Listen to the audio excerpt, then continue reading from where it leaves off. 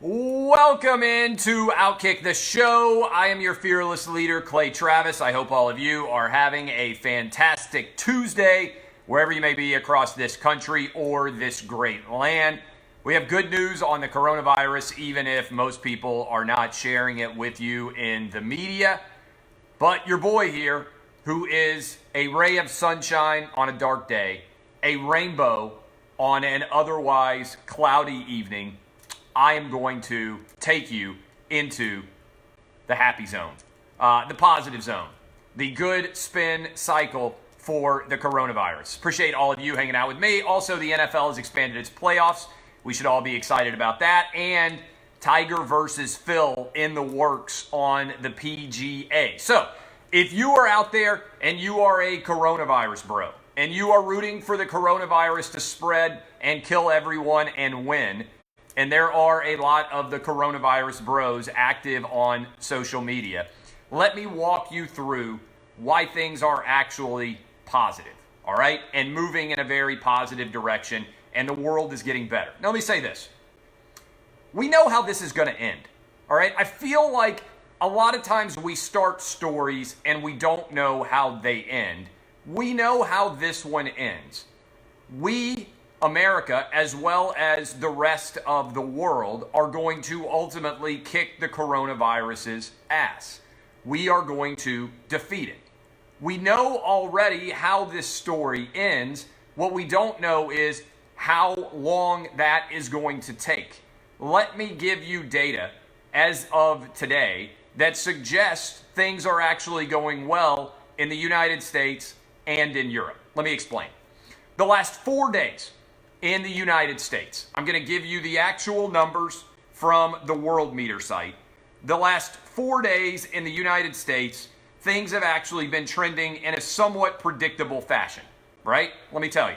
The last 4 days, there have been this many cases, 18,700 cases. I'm rounding up, by the way, because somebody's going to be like, actually, it was 18,691. Why are you being unfair? That's my Corona bro voice. The Corona bros are always out there, and they're looking for reasons why, oh, you're not being fair, all right? So 18,700, all right? That was 4 days ago. 3 days ago, we had 19,400, all right? 3 days ago, 19,400. 2 days ago, 19,900. And yesterday, 20,300. All right? Roughly rounding up there. But are you noticing something interesting? From 18,700 to 20,300, these are new daily cases. That's kind of a plateau. Are they still going up a little bit? Yes. Is it possible that when today's numbers come out, we're going to be 22 or 23,000? Yes. But what is important here is exponential growth, bro. There's a lot of exponential growth bros. I've never seen the phrase exponential growth used more on social media by people who can't even spell exponential in my entire life. What you're noticing there is it's not actually exponential growth, right? Exponential growth would be like, oh, we're going 20 to 40 to 60 to 80. We're close to 200,000 cases.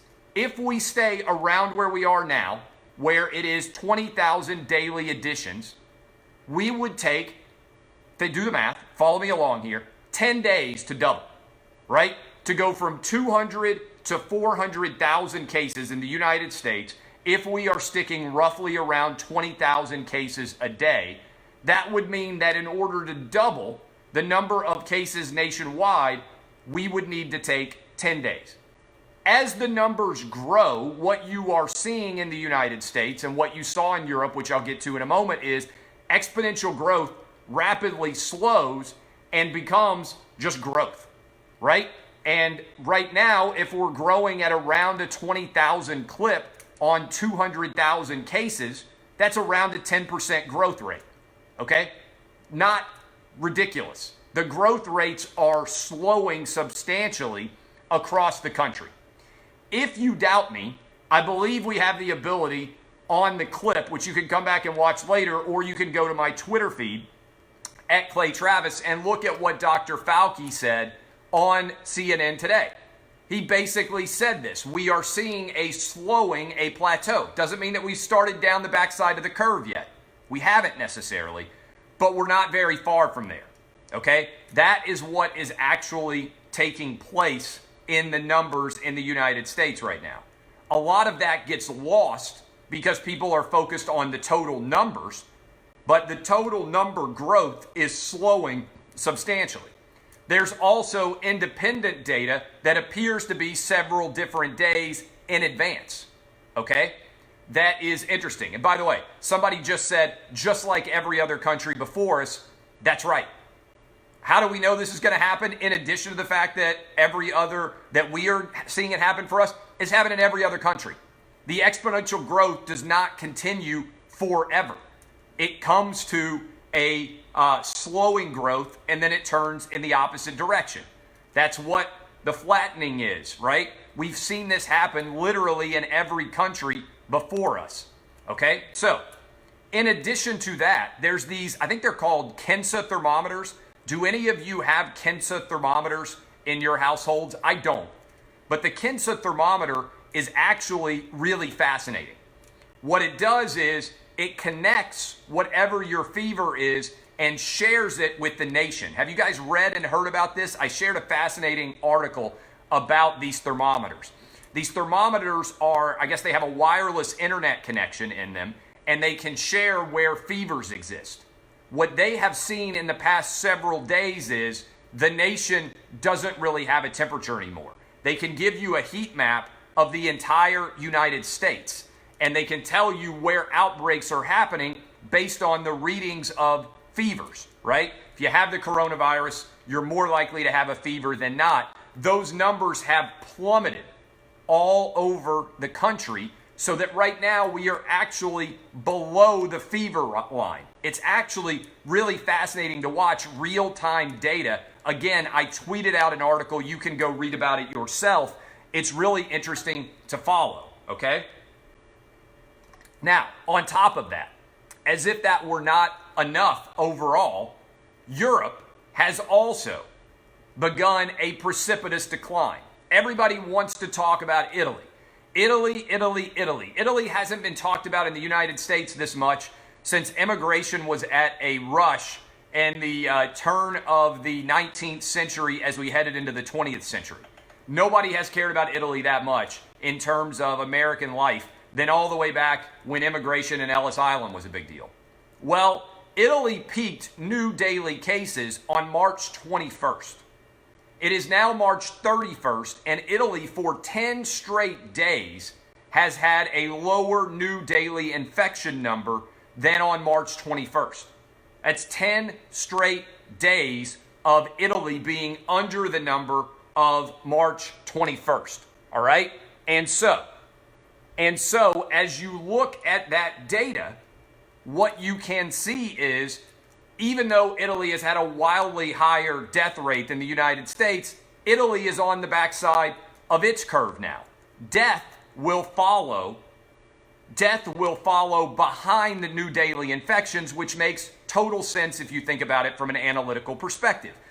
You don't get sick typically on the same day that you die. It takes 10 to 12 days on average for somebody to die of the coronavirus after they have tested positive for it. So the deaths will be at least a week behind the decline in the overall number of new daily infections. What is happening in Europe is even the countries that have been wildly overrun, Italy and Spain, their numbers are starting to come down. And the places that haven't been as bad, England, Germany, for instance, are doing pretty decently. If you want to compare the United States with a country in Europe, it is not Italy that we should be compared to, it is Germany. And oh, by the way, this is a big deal to me, and I think the media is failing in general here in many respects. If you are going to criticize the United States because we have done 1 million tests, which is the most in the United States, and you are going to immediately say, but per capita, it's not that many, then you should have to say per capita, the United States is not actually in that bad of a shape at all. compared to many countries in the world right now.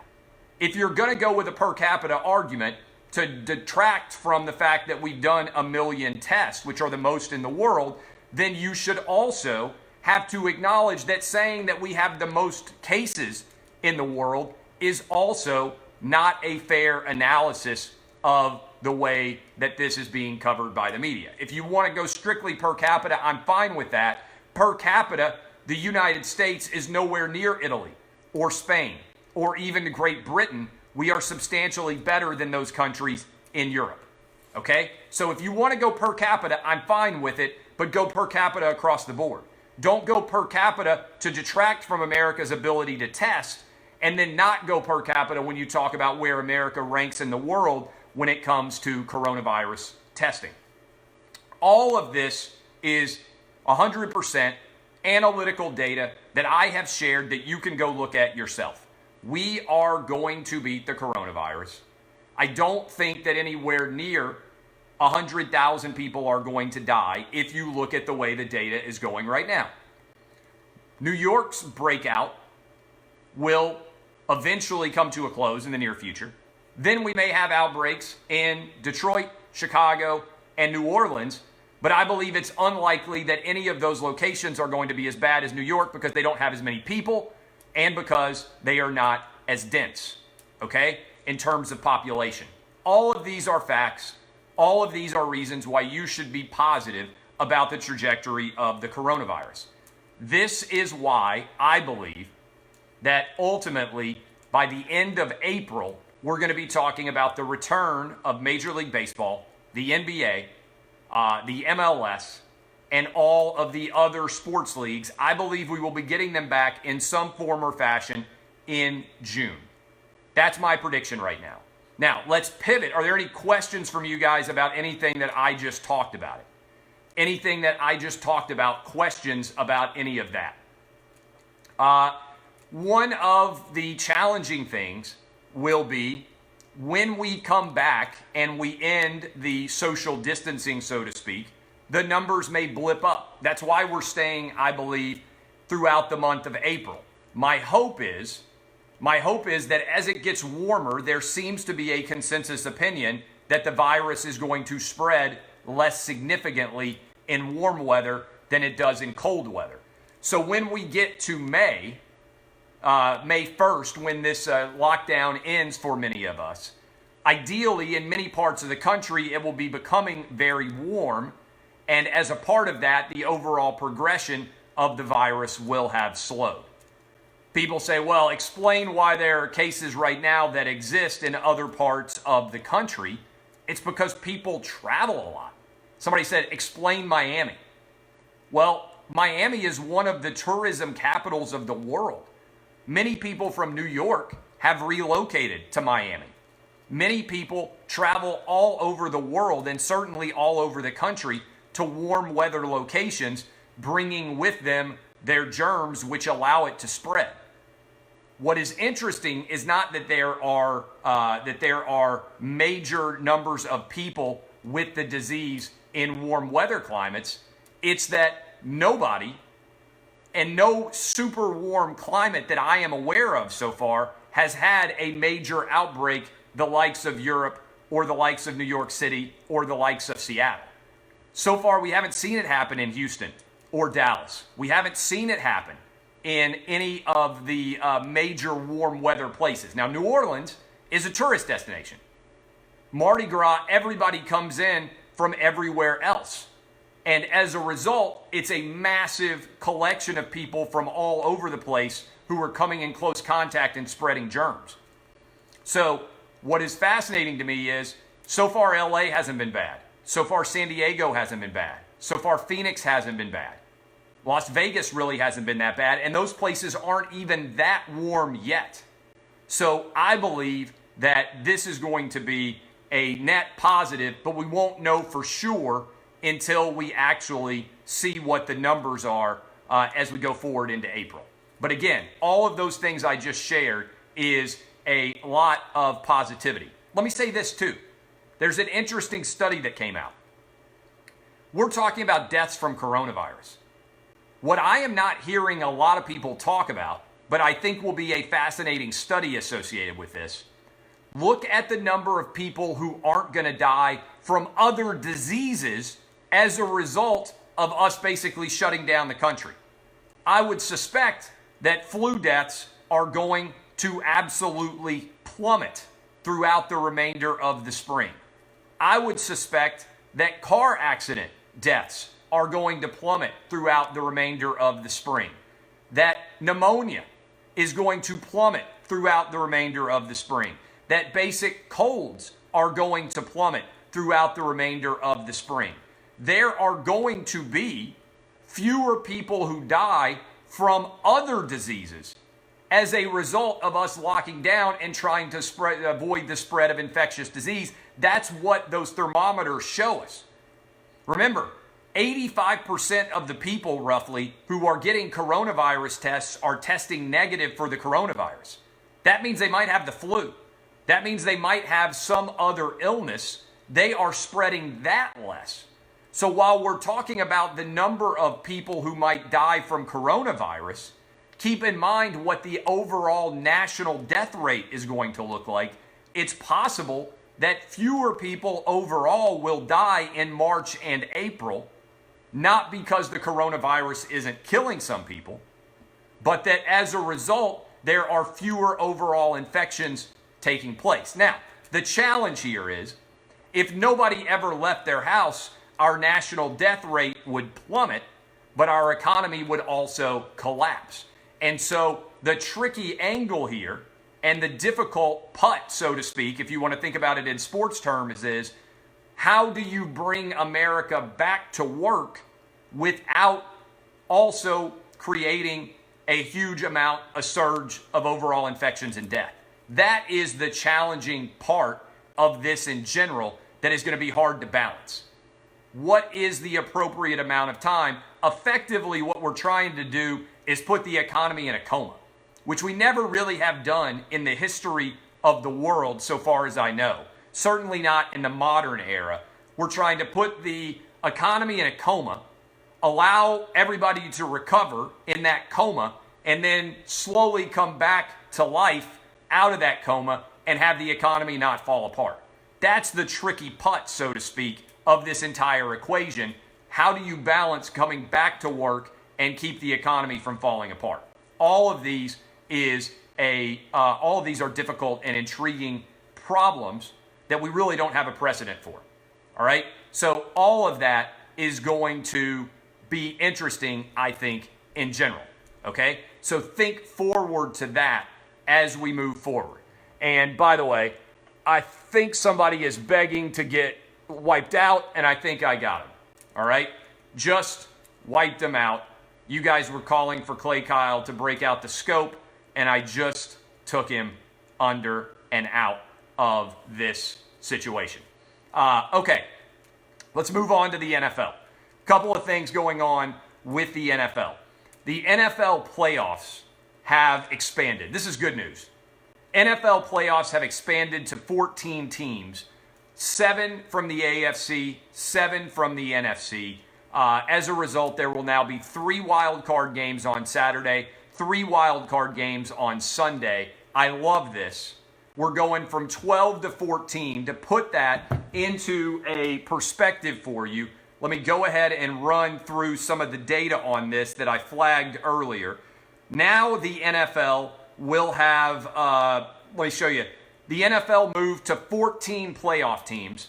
Means that the NFL will allow 43.7%, 14 of its 32, to make the postseason, compared to only 33.3% in Major League Baseball, 51.6% in the NFL and in the NHL, and 53.3% in the NBA. Okay, 33% in Major League Baseball, 52% in the NHL. 53% in the NBA. Talk of Major League Baseball expanding. What does this mean? By the way, CBS will air it. They'll also air a Nickelodeon version of the game, which should be kind of interesting to think about, designed for kids. Also, on top of that, we will have a situation where NBC gets the other game. Again, 3 on Saturday, wild card weekend, 3 on Sunday. What would that have meant for the last 10 years? Bad teams are going to get in, bro. Bad teams are going to get in, bro. There's a lot of bad teams are going to get in, bro, NFL guys out there, all right? That's not actually true.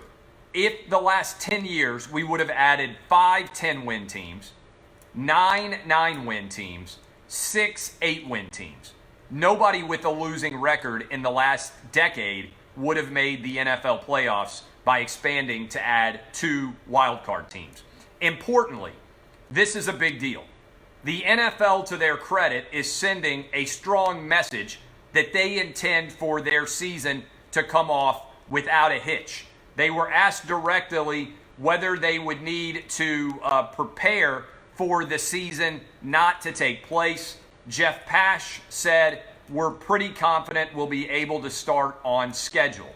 So the NFL making it very straightforward and clear when specifically asked whether they were planning on potentially not being able to play. I've told you the NFL is going to play. I've told you I believe college football is going to play. Not sure about crowds, not sure about tailgating. All of those things remain uncertain. But I believe there's very small chance that the NFL and college football will both not play. And in fact, if I look down and I see a negative Nancy, guess what I'm going to do? Wipe him out. All right? If you are concerned and you are whining and you are being a negative Nancy, why should I allow you to in any way be able to comment in my show? Clay Kyle, to the rescue. You're gone forever. I only look at like 2% of the overall comments. But I got to tell you, if I look over and I think this is going to be someone who is believing the gloom and the doom, who is a coronavirus bro to the utmost, who believes the world is going to end, why in the world should I allow you to continue to comment? Clay Kyle is here to wipe you out. Finally, Tiger Phil.